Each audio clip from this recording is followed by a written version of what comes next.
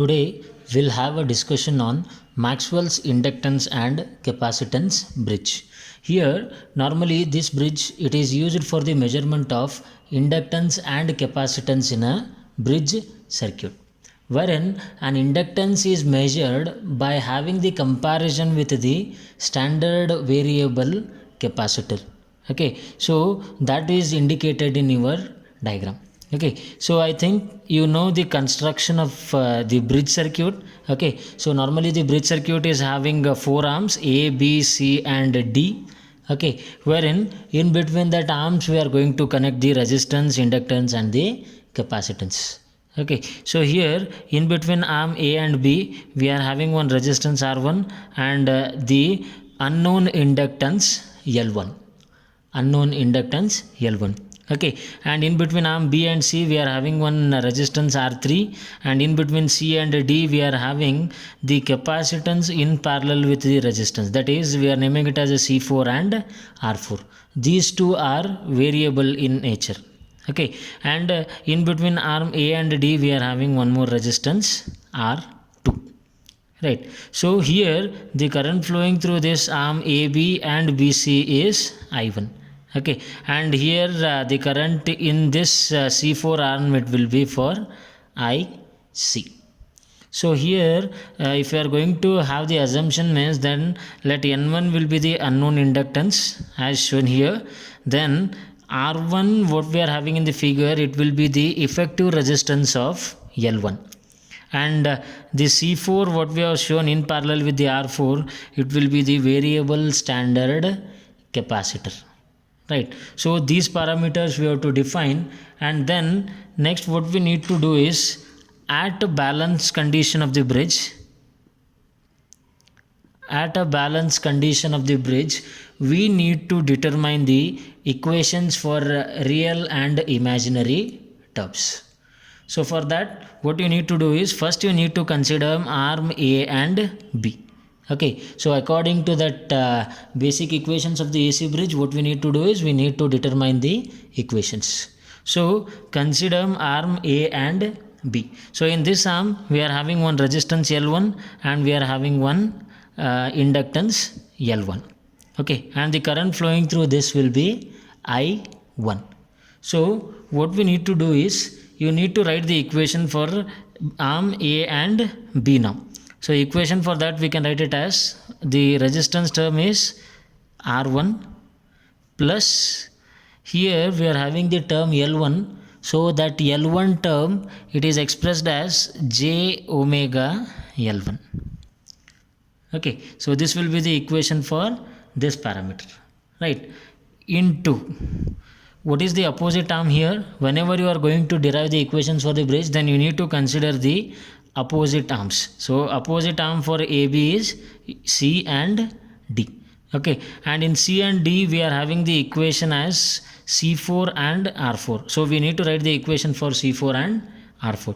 Okay, so first you in the numerator you write it as R4 divided by, in the denominator we are having the C4 parameter. So C4 can be expressed as 1 divided by J omega C, and if it's 4 means then you can write it as 4. So this will be the equation for the capacitance effect in the circuit. So R4 it will be there in the numerator, and in the denominator if you take then 1 divided by, so here you need to multiply it by 1, and here J omega C4 into R4, and 1 plus term will be here. So the equation will be 1 plus J omega C4 into R4. So these two opposite arms are over. Then next what we need to do, we need to consider the other opposite arms.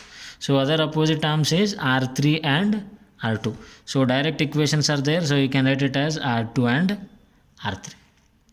So this will be the equation for a bridge balance condition for AC bridges.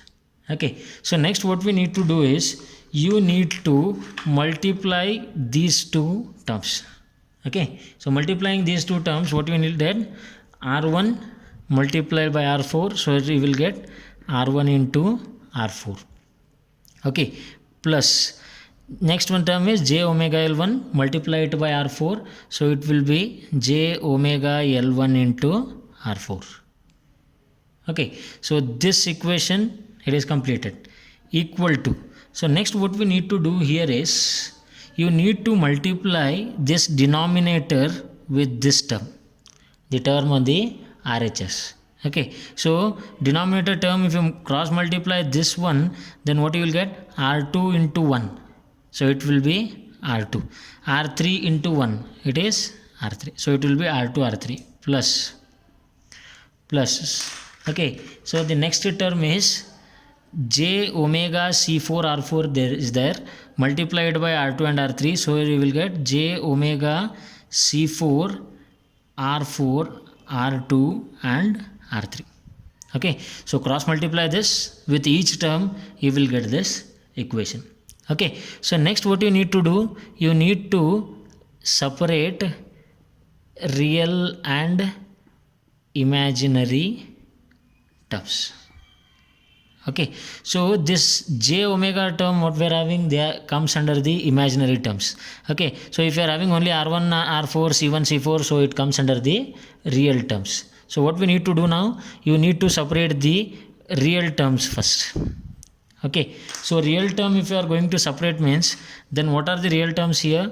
R1 R4, it is real because it is not having any complex form. Okay, plus, okay, so R1 R4 it is there, equal to R2 R3. So this is complex, this is complex, leave it. So R1 R4 is equal to R2 R3. Okay, so you need to determine the value of R1 now. Okay, so because the value of R1 need to be determined. So what you need to do, R1 you take on the other side. So what is left out thing? In the numerator you are left out with R2 R3 divided by this R4, it will go for the denominator. So this will be the equation for the real term R1. Okay, so after this what you need to do, you need to separate the imaginary terms. Okay, imaginary terms are nothing but what? They are the complex terms which are there. So j omega L1 into R4 is imaginary, and then j omega C4 R4 R2 is imaginary. Okay, so what you need to do, first you write down j omega L1 into R4 is equal to j omega C4 R4 R2 and R3. Okay, so leave this j omega term, only write the terms which are related to L, R and C. Okay, so what will be the equation for that?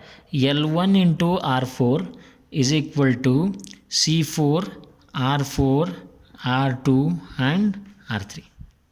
Okay, so this equation you are left out with. So what we need to determine in the diagram, you need to determine L1 here. R1 you are determined, you need to determine the value of L1.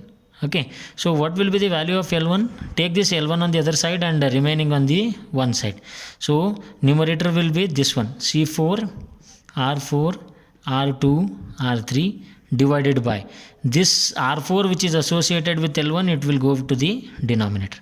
So it will be the equation for the term L1. Okay, so once you get the real and imaginary terms, okay, so what we need to do is, we have two variables R4 and C4. Okay, two variables we are having, R4 and C4. Okay, and which appears in one of the two balance equation.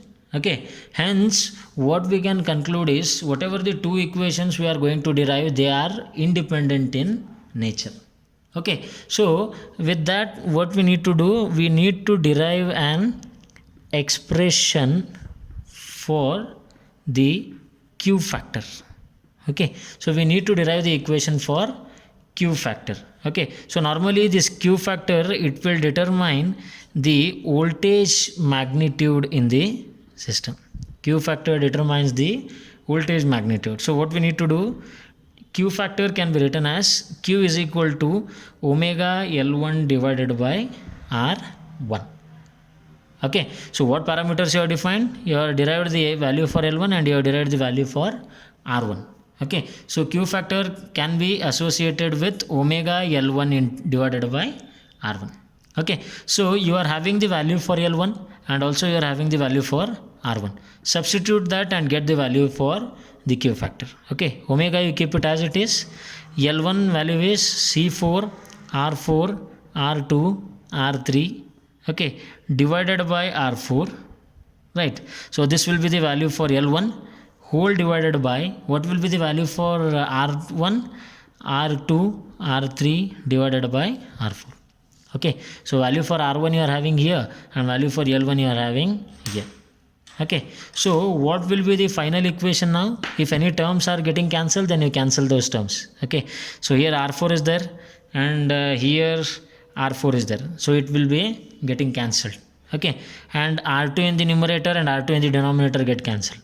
R3 in the numerator and R3 in the denominator get cancelled. Okay, so what we are left out with only omega C4 into R4. Okay, so this will be the value for Q factor of Maxwell's inductance and capacitance bridge. Q is equal to omega C4 into R4. Okay, cancel all the terms which are possible and write the final equation. Right, so this is what the derivation we are having for Maxwell's inductance and capacitance bridge.